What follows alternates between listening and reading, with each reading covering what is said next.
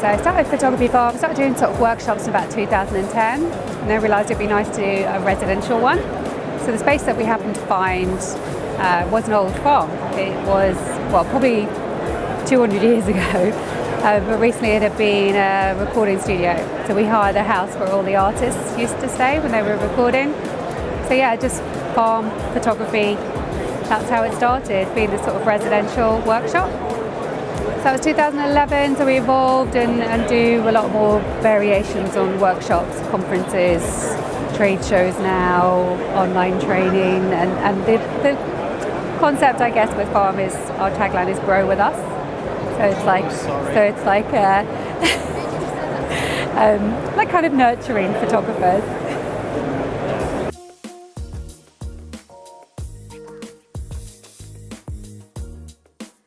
I'd say we get a lot of girls. A lot of photographers come to us at the beginning of their careers, and maybe they've heard about us through friends that have already been. But yeah, that, and a lot of photographers in the middle who get a bit stuck. Maybe looking for that sense of community, because photography can be quite isolating, and sort of support. And you know, we spend a lot of time at our desks with Lightroom, and it's just nice to have people to communicate with. So yeah, I think that we end up, and we're very much focused on the education. So I think it's people who are seriously about investing in that side of it and want to improve their skills, and quite broad. We offer quite a lot of things now.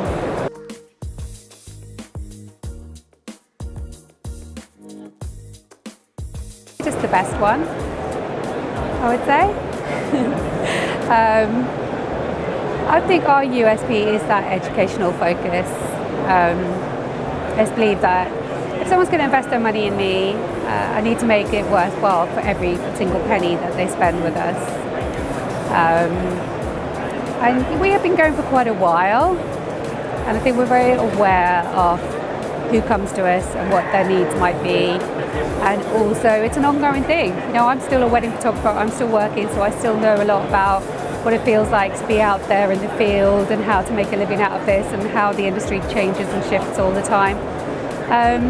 So I think that's possibly one of the things. I'm still quite busy working wedding photographer.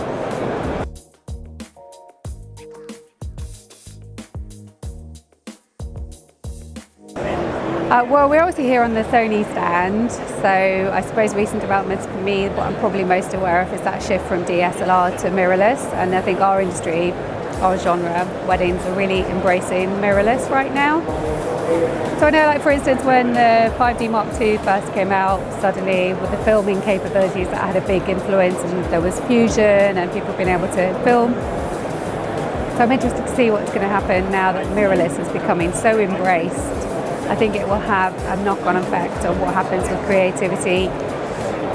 Just physicalities of how we're using the camera, less to our eyes, holding it down, being able to switch quickly to filming. It will be an interesting time to see what happens. I'm not quite sure exactly what's going to happen, but I wanted to get a hold of, you know, I wanted to be one of the cool kids. I wanted to get one of the cameras, find out what all the fuss is about. And I'm really enjoying shooting on the, so I got the A7 Mark III. It's a really fun camera.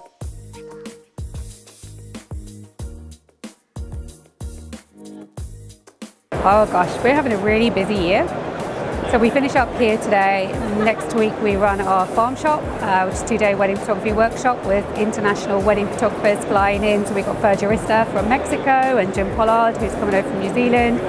6 of those guys teaching over 2 days.